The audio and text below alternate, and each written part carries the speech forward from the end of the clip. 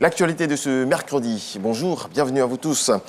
L'inspection générale d'État a 62 ans. L'anniversaire célébré hier au Sofitel Hôtel Ivoire d'Abidjan en présence du président du Sénat, Jeannot Ahoussou-Kouadio, représentant le chef de l'État ivoirien, Alassane Ouattara. Durant 3 jours, les festivités seront marquées par plusieurs panels et tables rondes sur le bilan de cette institution et les défis à relever. Un autre sujet, toujours en bref et en images, la Fondation pour les parcs et réserves de Côte d'Ivoire est un nouveau mécanisme pour le financement pérenne des parcs nationaux et réserves. La structure vient de faire un don non remboursable d'1,3 milliard de francs CFA à l'Office ivoirien des parcs et réserves à travers une signature de convention. Sujet abordé dans nos prochaines éditions. C'est déjà le début du mois de Ramadan, un mois de privation de nourriture entre le lever et le coucher du soleil.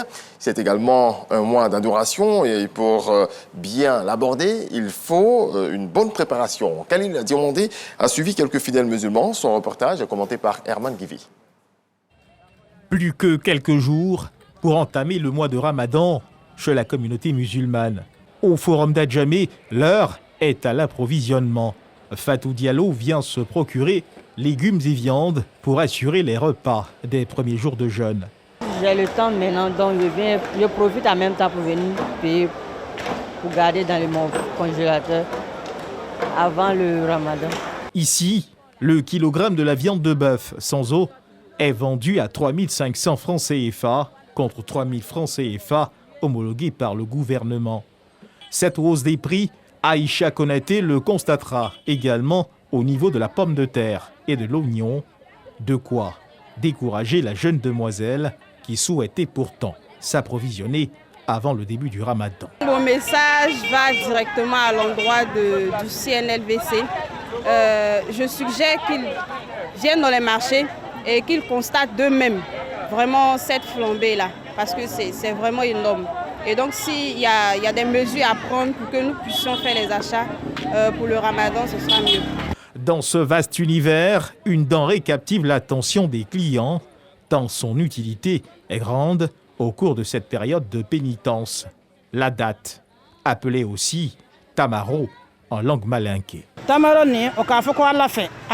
a dit que la date est très bonne. Lorsqu'on l'utilise pour rompre le jeûne, cela procure des mérites. Préparer le Ramadan, ce n'est pas seulement se pourvoir en vivre. Certains fidèles musulmans, eux, sillonnent les boutiques dédiées aux articles religieux. Mariam veut intensifier sa proximité avec son Seigneur. Son choix est donc porté sur ses chapelets électroniques.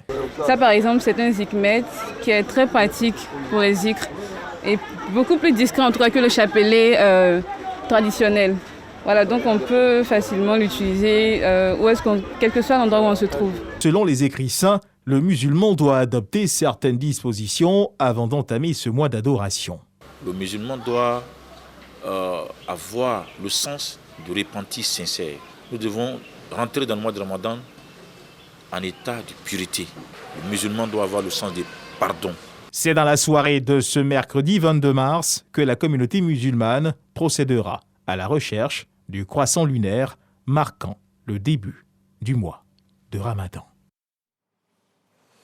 Dans le reste de l'actualité, malgré les dénonciations des défenseurs des droits humains, les parlementaires ougandais ont adopté ce mardi 21 mars 2023 une loi renforçant la criminalisation de l'homosexualité dans le pays.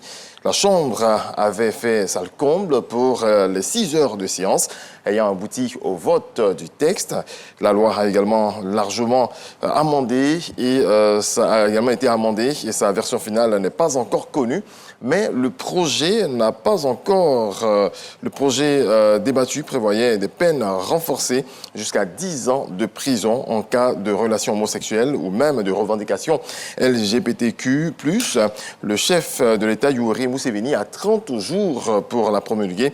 Il avait qualifié la semaine dernière les homosexuels de déviants. Nous serons de retour à 7 h pour un nouveau développement de l'actualité.